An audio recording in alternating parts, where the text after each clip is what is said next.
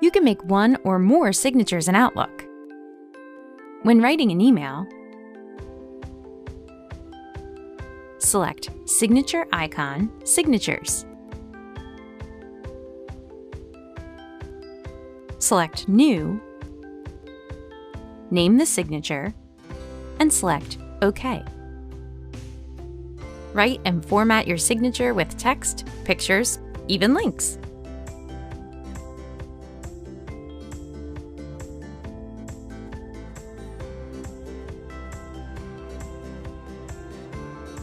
If you create more signatures, you can choose the default one.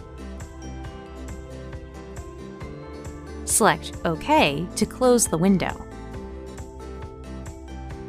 Next email, your default signature appears.